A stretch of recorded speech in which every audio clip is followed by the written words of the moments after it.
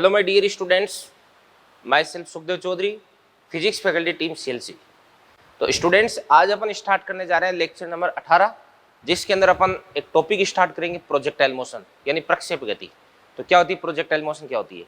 तो स्टूडेंट्स, अगर अपन क्या करते हैं, किसी भी चीज़ को क्षैतिज के साथ में किसी भी एंगल जो कि 90 डिग्री से छोटा है उस पर अगर अपन प्रोजेक्ट करते हैं, उस पर अगर अपन फेंकते हैं, तो इस स्थिति में इसकी जो गति उसको ही अपन क्या बोलते हैं, प्रक्षेप गति बोलते हैं। क्या बोलते हैं? प्रक्षेप गति। तो ध्यान से देखना, देखो किसी भी वस्तु को इस प्रकार से अगर थीटा जो कि 0 डिग्री से क्या भी बड़ा और 90 डिग्री से क्या भी छोटा पर अगर अपन क्या करते हैं, प्रक्षेपित करते हैं,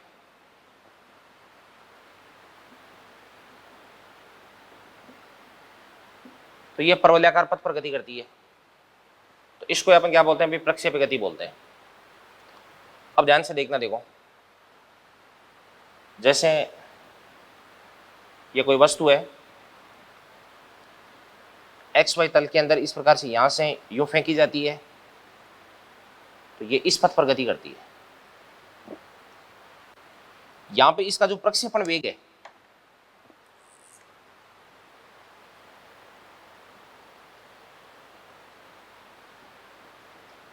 ये आपके पास है यू देगा। प्रक्षेपण कोण है वो कितना देगा आपके पास है, थीटा। अब इसके प्रारंभिक वेग के अपन दो घटक कर देंगे। प्रारंभिक वेग का एक तो घटक हो जाएगा आपके पास में ये, इसको अपन क्या बोलेंगे, यूएक्स, और यूएक्स बराबर क्या हो जाएगा आपके पास में यू कॉस थीटा। एक हो जाएगा इस प्रकार से ये ऊर्ध्वाधर घटक,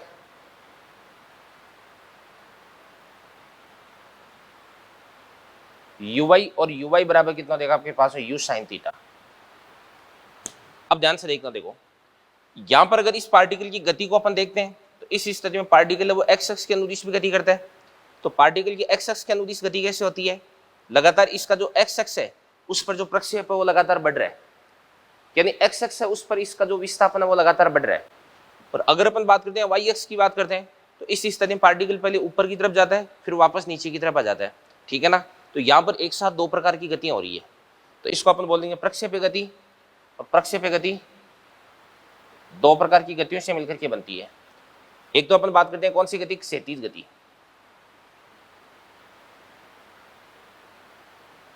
क्षैतिज गति ये हो जाएगी कि पार्टिकल पहले कहां पर था, इस प्रकार से यहां पे t बराबर 0 पर पार्टिकल यहां पे था, और फिर उसके बाद जैसे जैसे टाइम बढ़ता है वैसे वैसे पार्टिकल इस प्रकार से आगे की तरफ शिफ्ट हो जाता है, और थोड़ी देर बाद में पार्टिकल इस प्रकार से यहां पर पहुंच जाता है। तो अपन बात करते हैं कि यहाँ पे स्मॉल t बराबर 0 पर x बराबर कितना था, 0 था, और जब स्मॉल t बराबर कैपिटल T हो जाता है तो इस स्थिति में x बराबर क्या हो जाता है आपके पास में r। यहाँ पर जो कैपिटल T है इसको अपन क्या बोलते हैं, उड्डयन काल बोलते हैं, और r है इसको अपन क्या बोलते हैं, क्षैतिज प्रास बोलते हैं। क्या बोलते हैं? क्षैतिज प्रास। तो पार्टिकल को जिस बिंदु से अपन ने फेंका और जहां पर जाकर के धरातल से टकराता है, इन दोनों के बीच की जो डिस्टेंस है इसको ही अपन क्या बोलते हैं, बताओ? क्षैतिज प्रास बोलते हैं। क्या बोलते हैं? क्षैतिज प्रास, ठीक है ना। तो ये तो आपके पास क्षैतिज गति होगी।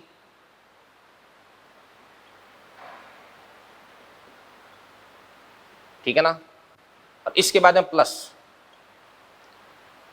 अगर पार्टिकल की ऊर्ध्वाधर गति की बात करते हैं तो ये तो एक्स एक्स होगी, ये वाई एक्स होगी। तो ऊर्ध्वाधर गति की अगर अपन बात करते हैं तो इस स्थिति में पार्टिकल है पहले इस प्रकार से यूं ऊपर की तरफ जाता है, और फिर उसके बाद ऊपर की तरफ जाकर के फिर उसके बाद वापस नीचे की तरफ आ जाता है।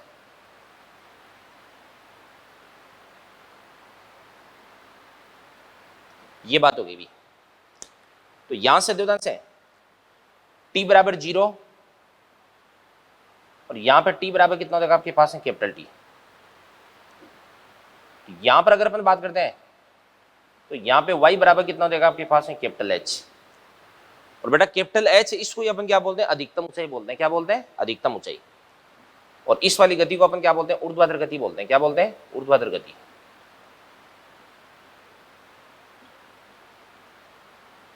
ऊर्ध्वाधर गति। तो यहां पे जो क्षैतिज गति है वो किसके कारण होती है, बताओ? क्षैतिज गति होती है यू कॉस थीटा के कारण। ये होती है यू cos थीटा के कारण, और जो ऊर्ध्वाधर गति है वो होती है यू sin थीटा के कारण। ये बात होगी भी। तो देखिएगा ध्यान से, अगर अपन किसी भी पार्टिकल को क्षैतिज के साथ में किसी भी एंगल पे कोई वेग देकर के अगर प्रक्षेपित करते हैं, तो इसका जो वेग का क्षैतिज घटक है वो तो इसको क्षैतिज गति करवाता है, और वेग का जो ऊर्ध्वाधर घटक है वो इसको ऊर्ध्वाधर गति करवाता है, ठीक है ना। और इस प्रकार से क्षैतिज गति और ऊर्ध्वाधर गति, इन दोनों के अध्यारोपण से अपने को जो गति प्राप्त होती है इसको अपन क्या बोलते हैं, प्रक्षेप्य गति बोलते हैं। क्या बोलते हैं, प्रक्षेप्य गति। प्रक्षेप्य गति बोलते हैं भाई, ठीक है ना।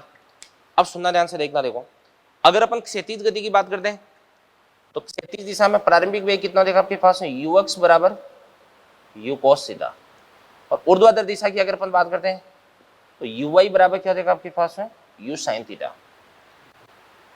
और क्षैतिज दिशा में अगर अपन त्वरण की बात करते हैं, ax बराबर कितना देगा, 0 देगा, क्योंकि यहाँ पे जो वायु का घर्षण है उसको अपन ने नगण्य मान रखा है, तो पार्टिकल उस पर x दिशा में कोई भी फोर्स नहीं लग रहा है, कोई भी बल नहीं लग रहा है, और x एक्स के अनुदिश से अगर कोई बल नहीं लग रहा है तो इस स्थिति में त्वरण का मान कितना देगा, 0 देगा। और यहाँ पर आपके पास जो ay है, इस ay की वैल्यू कितनी हो जाएगी बच्चों, g हो जाएगी, क्योंकि y एक्स के अनुदिश क्या लगता है, g लगता है, और g की दिशा किधर की तरफ होती है, नीचे की ओर, ठीक है ना। ये चीज हो गई, तो ये आप अच्छे से देख लें। इसके बाद इन बातों को अपन आगे की तरफ बढ़ाते हैं। तो चलिए स्टूडेंट्स, प्रक्षेप्य गति को अपन आगे डिस्कस करते हैं। तो सबसे पहले अपन बात करते हैं जो प्रक्षेप्य गति है, ये बराबर होती है क्षैतिज गति और प्लस क्या देगा आपके पास है, ऊर्ध्वाधर गति।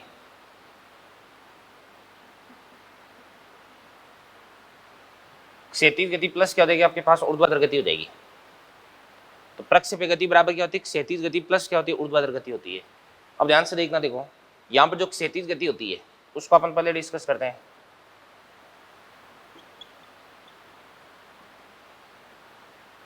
क्षैतिज गति का जो प्रारंभिक वेग है ux बराबर तो क्या होता है आपके पास है u cos थीटा,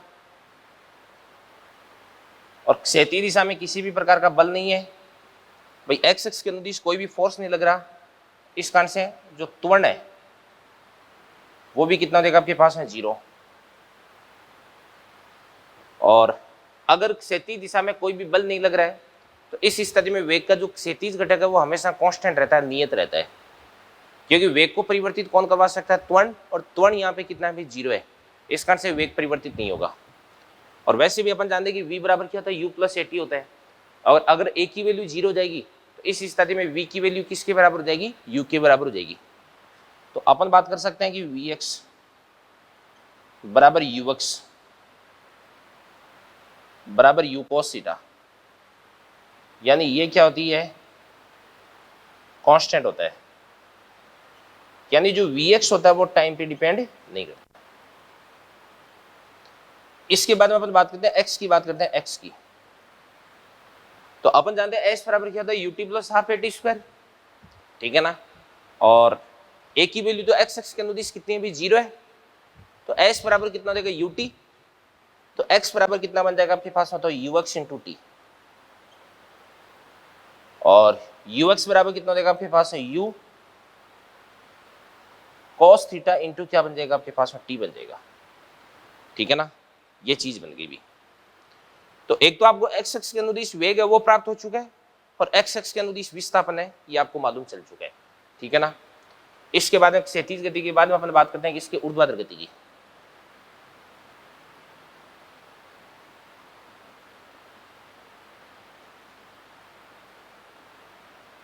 ऊर्ध्वाधर गति, तो ध्यान से देखना, तो ऊर्ध्वाधर दिशा में जो प्रारंभिक वेग है इसको अपन लिख सकते हैं uy बराबर क्या हो जाएगा आपके पास u sin थीटा,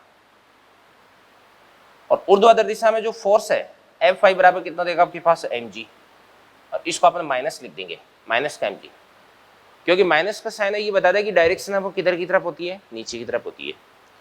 और इसी वजह से जो ऊर्ध्वाधर दिशा में त्वरण है ay बराबर कितना देगा आपके पास माइनस का g हो जाएगा, यानी y एक्स के अनुदिश जो त्वरण होता है वो कौन सा त्वरण होता है, गुरुत्वीय त्वरण होता है, ठीक है ना। तो ए वाई बराबर कितना देगा आपके पास में माइनस जी। माइनस का साइन ये बताता है कि गुरुत्वीय त्वरण इसकी डायरेक्शन नीचे की तरफ होती है। इसके बाद में अपन बात करते हैं वी वाई बराबर क्या होता है आपके पास में यू वाई, और इसके बाद में प्लस कितना देगा ए वाई, तो ए वाई कितना देगा माइनस का जी इंटू टी, और यू वाई को अपन क्या लिख सकते हैं यू साइन थीटा माइनस का जी टी। और इसके बाद में अपन बात करते हैं किसकी, y की बात करते हैं। तो दूसरा समीकरण लगा दो, s बराबर क्या होता है ut, तो u बाई टी माइनस कितना देगा आपके पास 1/2 gt स्क्वायर, या y बराबर कितना देगा आपके पास है u sine theta into T minus का 1/2 इंटू gt स्क्वायर हो जाएगा। ठीक है ना। और इसके बाद में गति का तीसरा समीकरण लगा देते हैं अपन, v स्क्वायर बराबर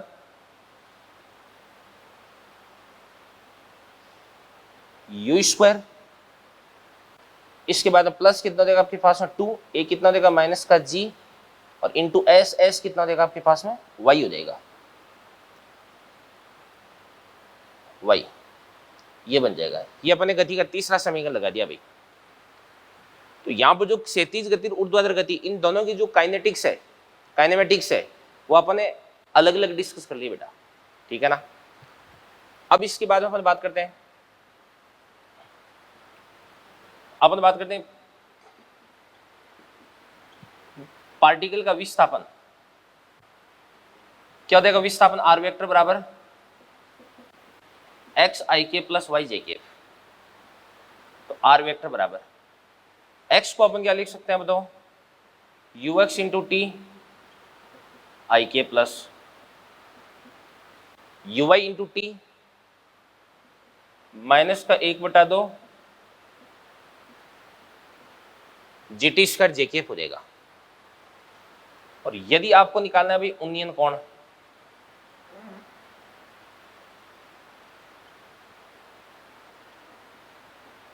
आपको उन्नयन कोण मालूम करना है, तो इस स्थिति में टेन फाइव बराबर y अपॉन एक्स हो जाएगा। क्या हो जाएगा y अपॉन एक्स। तो अगर आपको निकालना है वेग, तो क्या बन जाएगा आपके पास में v वेक्टर बराबर वी एक्स आई के प्लस वी वाई जे के। तो यहां पर आपके पास में जो v वेक्टर बराबर वी एक्स है, इसको अपन क्या लिख सकते हैं भाई यू एक्स आई के प्लस वी वाई बराबर कितना देगा आपके पास में बताओ यू वाई माइनस का जी टी, ये जे के बन गया। ये आपके पास में वी वेक्टर आ गया भाई। अब ध्यान से देखना, देखो ये चीज क्या है,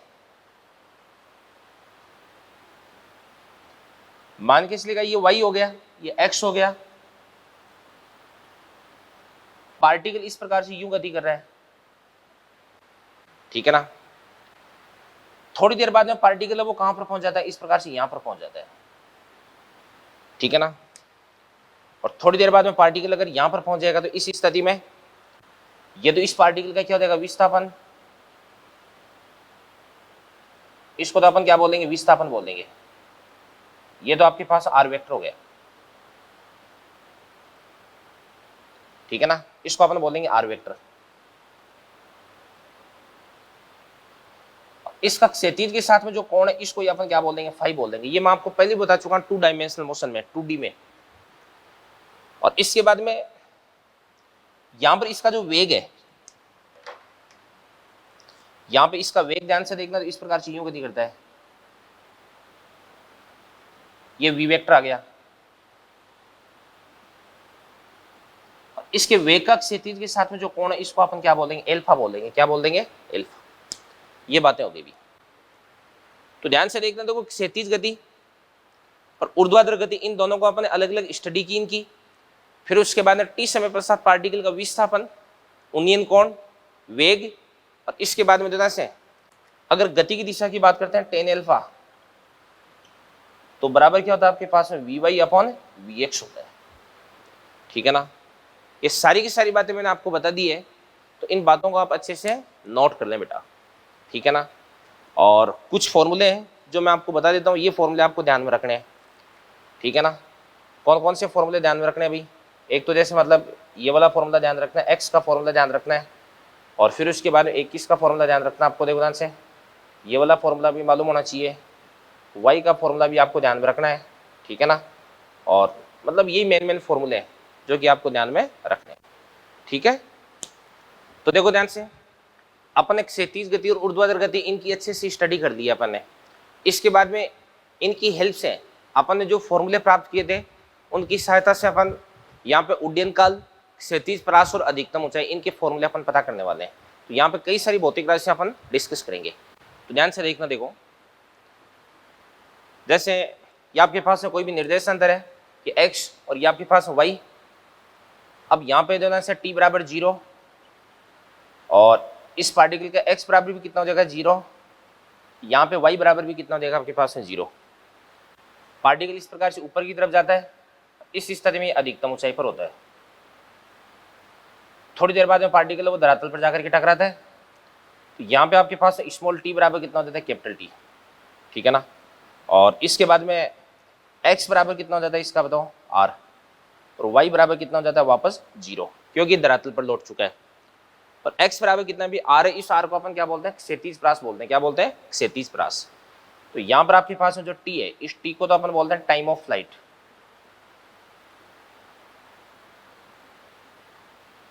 उड्डयन काल।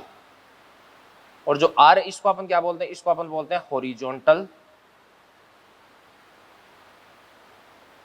रेंज, यानी क्षैतिज परास हो गई है।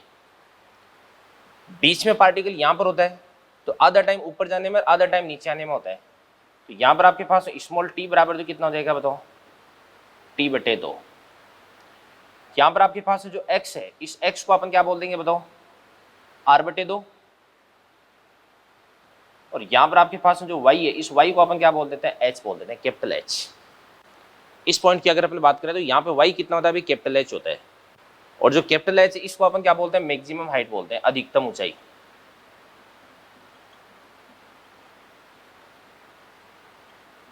तो इसको अपन क्या बोलते हैं बेटा मैक्सिमम हाइट बोलते हैं, ठीक है ना। तो एक तो अपने पास है टाइम ऑफ फ्लाइट हो गया, हॉरिजॉन्टल रेंज और मैक्सिमम हाइट। ये क्या क्या होती है मैं आपको बताने वाला हूं। ये होती है मैक्सिमम हाइट। और अगर अपन टॉप मोस्ट पॉइंट पर बात करते हैं तो यहाँ पर पार्टिकल की जो वेलोसिटी है वो किधर की तरफ होती है? इधर की तरफ होती है। भाई यहाँ पर पार्टिकल की वेलोसिटी इधर की तरफ है, इसका वेग है वो कितना देगा आपके पास है u, और इसका क्षैतिज के साथ में कोण है वो कितना देगा आपके पास है थीटा। तो यहां से आपके पास है ux बराबर क्या देगा आपके पास है u cos थीटा।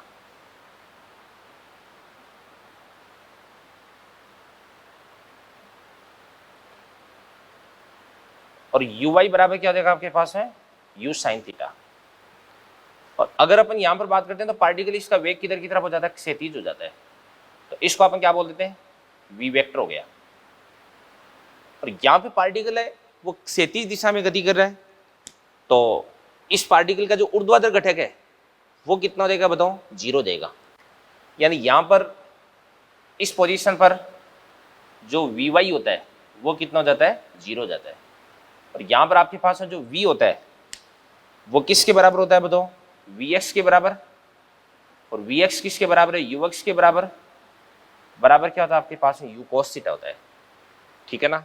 ये बातें हो गई भी। अब ध्यान से, सबसे पहले अपन किसकी वैल्यू फाइंड आउट करने वाले हैं? सबसे पहले अपन वैल्यू फाइंड आउट करेंगे किसकी? टी की, टाइम ऑफ फ्लाइट की।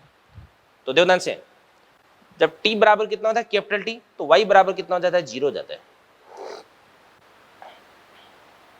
तो अपन लिखते हैं सबसे पहले ध्यान से time of flight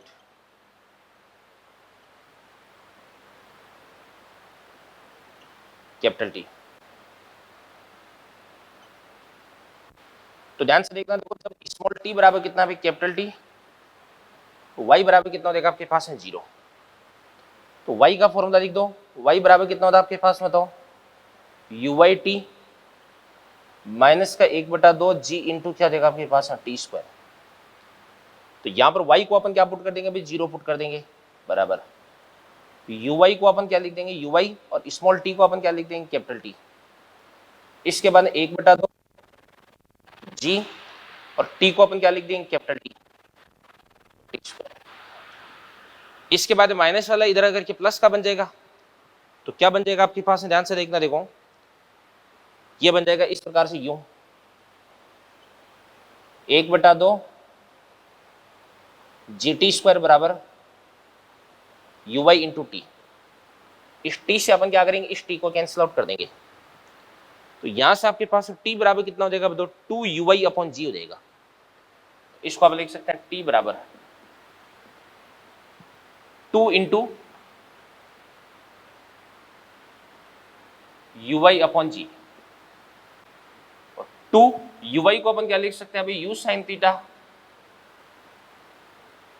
upon G हो जाएगा। ये तो आपके पास है टाइम ऑफ फ्लाइट आ जाएगी भी, उड्डयन काल आ गया भाई।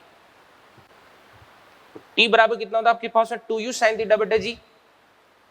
अब टी की वैल्यू मैक्सिमम कब होगी, जब साइन थीटा आपको अधिकतम प्राप्त होगा, और साइन थीटा अधिकतम कब प्राप्त होता है, जब थीटा की वैल्यू कितनी होती है, 90 होती है। तो अपन लिखते हैं उदाहरण से, जब थीटा बराबर 90, तो इस स्थिति में साइन थीटा बराबर क्या हो जाएगा आपके पास 1, इसको अपन मैक्सिमम बोलते हैं।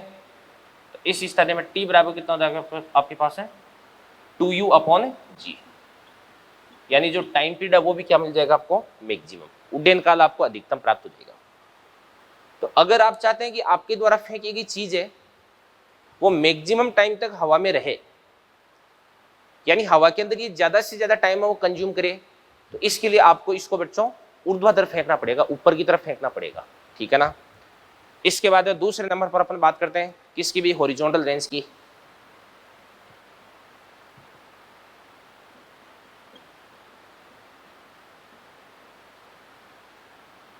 यानी अपन क्षैतिज प्रास की बात करते हैं, आर की बात करते हैं।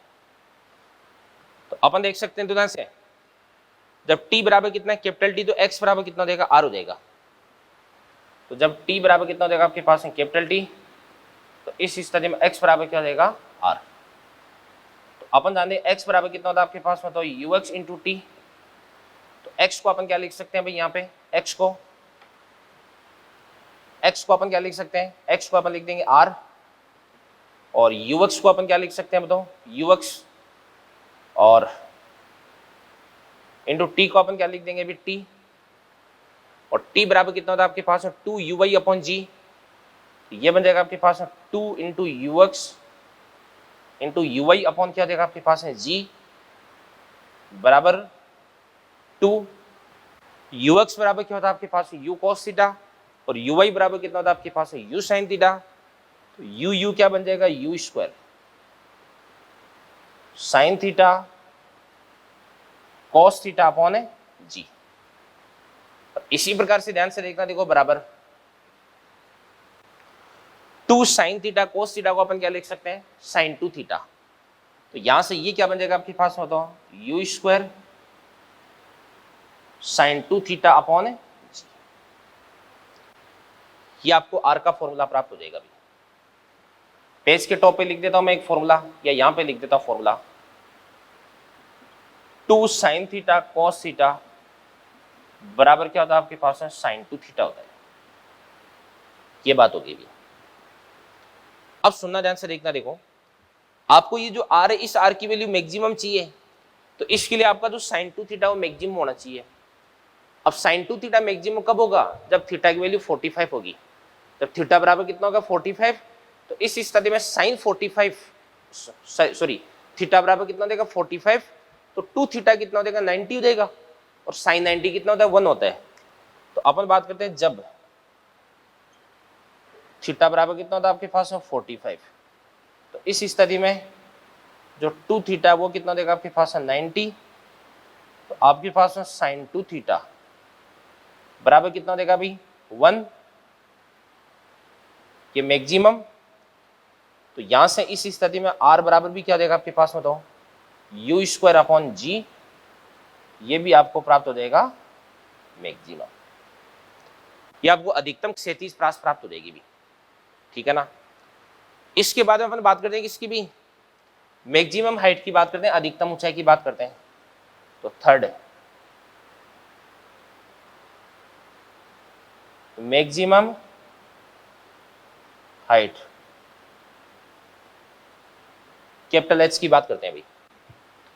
तो ध्यान से देखना, देखो ये अपन कैसे निकाल सकते हैं अभी भाई, जब y बराबर कितना भी h है तो vy बराबर कितना हो जाएगा, 0 देगा। y बराबर h पे vy बराबर कितना हो जाएगा, 0। तो अपन ऐसे लिख देंगे y बराबर कितना आपके पास h, तो इस स्थिति में जो vy है वो कितना देगा आपके पास, 0 देगा। और अपन लगा देते हैं गति की तीसरी समीकरण। तो तीसरी समीकरण क्या कहती है भाई, यह कहती है vy स्क्वायर बराबर क्या होता है, uy स्क्वायर माइनस का 2g इंटू वाई।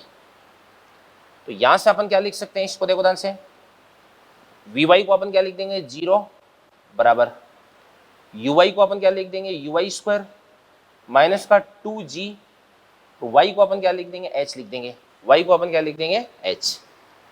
माइनस वाला इधर अगर कि प्लस का बन जाएगा तो h बराबर कितना बन जाएगा आपके पास में, देखो ध्यान से, h बराबर हो जाएगा आपके पास है uy स्क्वायर अपॉन 2g। और यहां पर आपके पास जो uy है इसको अपन क्या लिख सकते हैं, u साइन थीटा। तो क्या बन जाएगा आपके पास है, u square sine square theta upon 2g। अब आपको अगर h की वैल्यू मैक्सिमम चाहिए तो इसके लिए थीटा कितना पुट करना पड़ेगा, 90। और थीटा 90 पुट कर दोगे तो साइन 90 कितना हो जाएगा, 1। तो साइन स्क्वायर थीटा भी कितना हो जाएगा, 1 हो जाएगा। तो इस स्थिति में h बराबर कितना हो जाएगा, u स्क्वायर अपॉन 2g हो जाएगा। क्या हो जाएगा, u स्क्वायर अपॉन 2g। तो अपन लिख सकते हैं कि जब थीटा बराबर कितना हो जाएगा आपके पास 90, तो इस स्थिति में h बराबर कितना हो जाएगा, u स्क्वायर अपॉन 2g। ये आपके पास h की वैल्यू क्या हो जाएगी, मैक्सिमम। तो ध्यान से देखना, देखो बच्चों इस सेक्शन के अंदर मैंने आपको बताया है कि टाइम ऑफ फ्लाइट यानी उड्डयन काल क्या होता है, क्षैतिज परास क्या होती है, और अधिकतम ऊंचाई क्या होती है। ये सारी बातें मैंने आपको बता दी है। तो इनके जो फॉर्मूले वो आपको ध्यान में रखने हैं भाई, ठीक है ना। जैसे मतलब टाइम ऑफ फ्लाइट है, इसका फॉर्मूला क्या होता है अभी, 2 into U X into U Y upon G होता है। इसी प्रकार से जो आर होता है, सॉरी टाइम ऑफ फ्लाइट का फॉर्मूला क्या होता है, 2 यू वाई अपॉन जी होता है। क्या होता है, 2 यू वाई अपॉन जी। और जो आपके पास में क्षैतिज परास है इसका फॉर्मूला क्या होता है, 2 into U X into U Y upon G होता है। और इसी प्रकार से एच का फॉर्मूला क्या होता है, you Y square upon 2g होता है, ठीक है ना। ओके, तो देखिएगा अब तक अपन ने जो भी पढ़ा है उसको मैं एक बार आपको समराइज कर देता हूँ। ध्यान से देखना, तो सबसे पहले अपन ने पढ़ा था t, और t बराबर कितना होता है आपके पास, 2 यू वाई अपॉन क्या होता है आपके पास है, g होता है। इसके बाद r बराबर कितना होता है, 2 U X into U Y upon क्या होता है, g। और इसके बाद h बराबर क्या होता है आपके पास में, यू वाई स्क्वायर अपॉन क्या होता है, 2g होता है। तो ये t का फॉर्मूला आ गया, r का फॉर्मूला आ गया, h का फॉर्मूला आ गया। इसके बाद यदि यहाँ से आपको चाहिए t मैक्स, तो t मैक्स बराबर कितना होता है आपके पास, 2 u अपॉन g। इसके बाद में अगर आपको चाहिए r मैक्स, तो r मैक्स बराबर कितना होता है आपके पास, बताओ, u स्क्वायर अपॉन g। और इसके बाद में अगर आपको चाहिए h मैक्स, तो ये आपके पास होता है u स्क्वायर अपॉन 2g। ये चीजें हो गई भी। तो t, r और h ये चीजें अपन ने पढ़ दी है। अब ध्यान से देखना, देखो अगर अपन बात करते हैं अधिकतम ऊंचाई की, तो अधिकतम ऊंचाई पर इस पार्टिकल का वेग है वो क्या होता है, न्यूनतम होता है। इस कारण से गतिज ऊर्जा भी न्यूनतम होगी। तो अपन बात करते हैं प्रक्षेपण के समय जो वेग होता है ना वो क्या होता है बच्चों, अधिकतम। इस कारण से काइनेटिक एनर्जी भी क्या होती है, मैक्सिमम।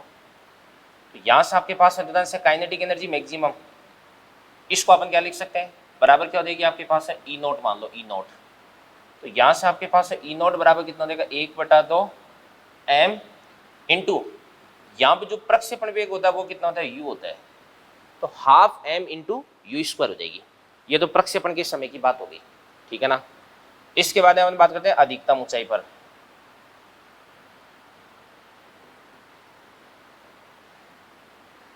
अधिकतम ऊंचाई पर जो वेग होता है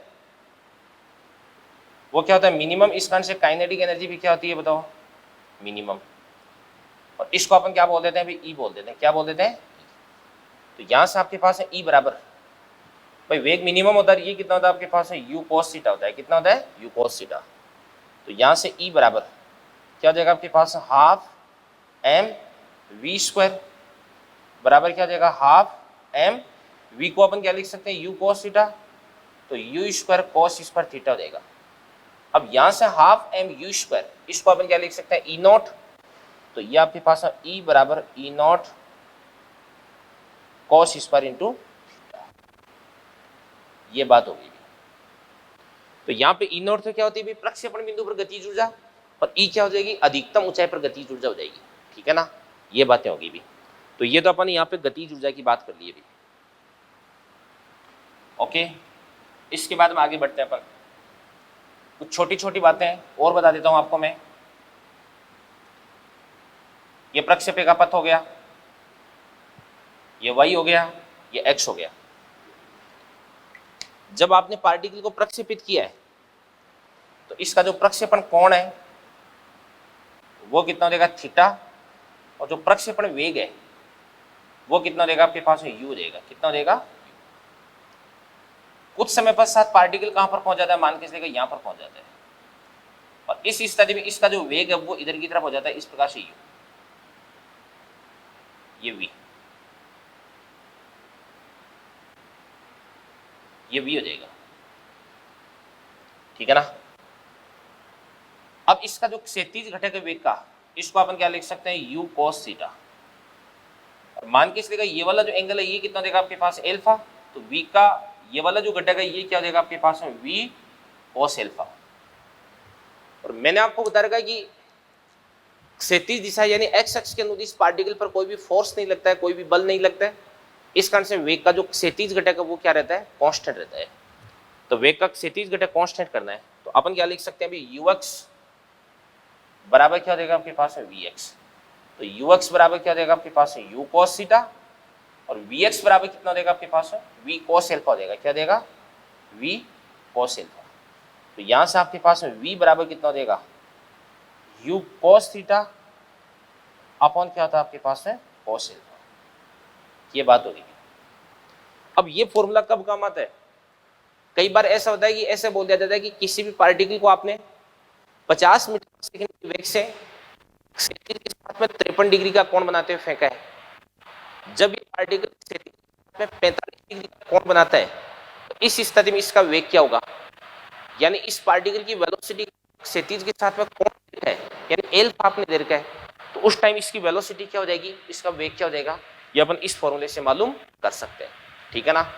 तो ध्यान से देखना, देखो टी का आर का एच का ये फॉर्मूला अपन ने रिवाइज कर लिया है। प्रक्षेपण के समय गतिज ऊर्जा अधिकतम होती है, अधिकतम ऊंचाई पर गतिज ऊर्जा न्यूनतम होती है, ठीक है ना। और इसके बाद में ध्यान से देखना, देखो अगर आपको किसी भी टाइम पर क्षैतिज के साथ में वेलोसिटी का कोण दे रखा है ना, तो इस स्थिति में अपन इस पार्टिकल का वेग है वो अपन ज्ञात कर सकते हैं, ठीक है ना।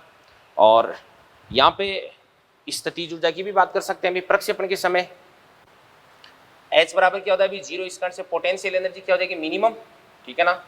इस टाइम अपन ऐसे भी लिख सकते हैं कि प्रक्षेपण के समय जो पोटेंशियल एनर्जी होती है वो क्या होती है आपके पास मिनिमम, और अधिकतम ऊंचाई पर यहाँ पर पोटेंशियल एनर्जी क्या होती है बताओ मैक्सिमम होती है। और यह पोटेंशियल एनर्जी अपन कैसे निकाल सकते हैं अभी एम जी एच से, यहाँ पे पोटेंशियल एनर्जी मिनिमम कितनी हो जाएगी जीरो, क्योंकि प्रक्षेपण के समय पार्टिकल है वो धरातल पर है, ठीक है ना। और यहाँ पर पोटेंशियल एनर्जी कितनी हो जाएगी एम जी एच हो जाएगी, ठीक है ना। तो चलिए स्टूडेंट्स, इसके बाद में आपको एक चीज बताता हूं मैं कि आपके पास जो क्षैतिज परास होती है ये क्या था आपके पास आर बराबर 2u square sine theta cos theta upon G होता है इसका फॉर्मूला, ठीक है ना। अब मैं दो कोण लेता हूं, थीटा 1 बराबर तो कितना देगा आपके पास है थीटा, और थीटा 2 बराबर कितना देगा आपके पास है 90 माइनस थीटा। ये फर्स्ट एंगल, ये सेकंड एंगल। थीटा 1 तो कितना देगा थीटा, और थीटा 2 कितना देगा आपके पास है 90 माइनस थीटा। तो इस स्थिति में R1 बराबर कितना देगा आपके पास है 2u square sine theta cos theta upon G, और इस स्थिति में R2 बराबर 2u² sine 90 minus theta cos 90 minus theta upon G. तो यहां से आपके पास R2 बराबर 2u² साइन 90 माइनस थीटा को अपन क्या बोलते हैं cos थीटा, और cos 90 माइनस थीटा को अपन क्या बोलते हैं साइन थीटा। तो वापस वही बन जाएगा sine theta cos theta upon G. तो R1 और R2 इन दोनों की वैल्यू आपको बराबर प्राप्त हो रही है। तो R1 बराबर क्या हो जाएगा आपके पास में R2। समझ में आ गई ना बात है, ये चीज R1 और R2 की वैल्यू क्या मिल जाएगी आपको बराबर मिल जाएगी। तो इसका मतलब ये हुआ कि अगर आप जैसे दो अलग अलग प्रक्षेप है, उन दोनों अलग अलग प्रक्षेप को आप अलग अलग कोण पर प्रक्षेपित करते हो, और इन दोनों कोणों का जो योग है वो कितना प्राप्त होता है 90 डिग्री प्राप्त होता है, ठीक है ना। तो इस स्थिति में दोनों प्रक्षेपों की जो क्षैतिज परास है वो आपको बराबर प्राप्त होती है, ठीक है ना। तो जैसे अपन बात करते हैं, माना कि θ1 बराबर कितना देगा आपके पास है 30, θ2 बराबर कितना देगा आपके पास है 60। तो इस स्थिति में इसके लिए जो क्षैतिज परास है वो कितने है R1, ठीक है ना, और इसके लिए जो क्षैतिज परास है वो कितने देगी आपके पास R2। इसके लिए जो मैक्सिमम हाइट है वो कितना देगी H1, और इसके लिए मैक्सिमम हाइट कितना देगी H2। और इसके लिए जो मैक्सिमम, इसके लिए जो हॉरिजॉन्टल रेंज है वो तो अपन बात कर चुके हैं। इसके लिए टाइम पीरियड है वो कितना देगा T1, और इसके लिए जो टाइम ऑफ फ्लाइट है वो कितना देगा T2 देगा। और दोनों के लिए जो U है वो सेम है भाई, U बराबर क्या देगा आपके पास है सेम। तो क्या अपन इसकी कैलकुलेशन कर सकते हैं क्या इजीली, ठीक है सर, ठीक है ना। कैसे कर सकते हैं अपन, R1 बराबर क्या देगा आपके पास R2 बराबर क्या देगा आपके पास संयोजन से 2 u² साइन थीटा कितना देगा, साइन 30 कितना देगा बताओ 1/2, cos 30 कितना देगा आपके पास √3/2, बटा क्या हो जाएगा आपके पास है जी। तो यहाँ पे 2 से अपन क्या करेंगे 2 को काट देंगे, तो ये आपके पास √3, इसके बाद u² अपॉन 2g हो जाएगा। तो R1 और R2 इन दोनों की वैल्यू क्या हो जाएगी बराबर हो जाएगी, और H1 और H2 की वैल्यू भी अपन फाइंड आउट कर सकते हैं। H1 बराबर क्या हो जाएगा आपके पास में, तो u² sin² थीटा, sin 30 कितना होता है 1/2, इसका स्क्वायर कितना देगा आपके पास 1/4,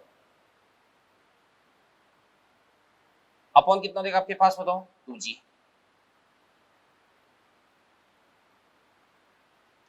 तो यहां से आपके पास है u² अपॉन 8g हो जाएगा। अगर अपने को H2 निकालना है तो H2 निकाल दो, H2 क्या देगा u² sin 60 कितना होता है आपके पास √3/2, और √3/2 का स्क्वायर कितना होता है तो 3/4, तो u² sin² theta upon 2g। तो इसको अपन क्या बोल देंगे 3u² अपॉन 8g हो जाएगा।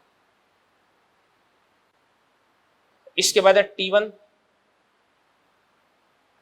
2u sin theta, sin theta कितना होता है 1/2 बटा जी u बटा जी। तो यहां से आपके पास है T2 बराबर क्या बन जाएगा, T2 बराबर इसको अपन लिख सकते हैं 2u sin 60 कितना होता है √3/2 बटा जी, 2 से 2 को काट देंगे अपन, √3u बटे जी, ये आपके पास में T2 आ गया। तो देखो ध्यान से, मैं आपको ये बताना चाह रहा हूं कि अगर θ1 और θ2 इन दोनों का योग अगर 90 डिग्री प्राप्त हो रहा है, तो इस स्थिति में दोनों एंगल्स के लिए जो R1 और R2 उनकी वैल्यू क्या हो जाएगी बराबर हो जाएगी, ठीक है ना। और H1 H2 T1 T2 भाई ये तो सीधा फॉर्मूला है, और इसके अंदर वैल्यू पुट करके अपन आंसर निकाल लेंगे, ठीक है। तो इनको नोट करें आप। चलो इसके बाद में अपन ध्यान से देखना, देखो अपन H और T के बीच में संबंध बताते हैं, H और T के बीच में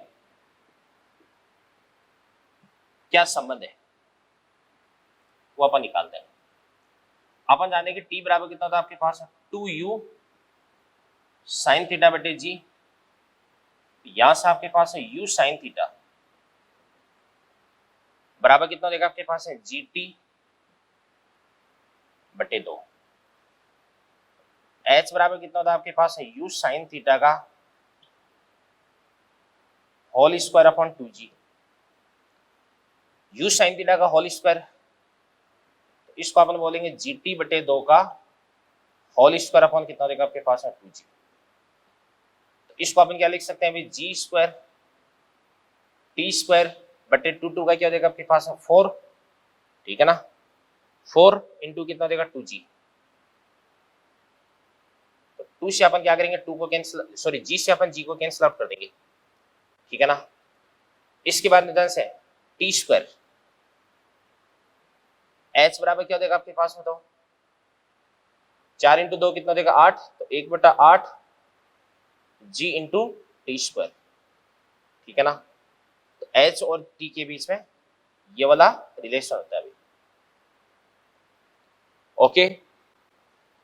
इसके बाद नेक्स्ट चीज मैं आपको बताता हूं, संवेग में परिवर्तन।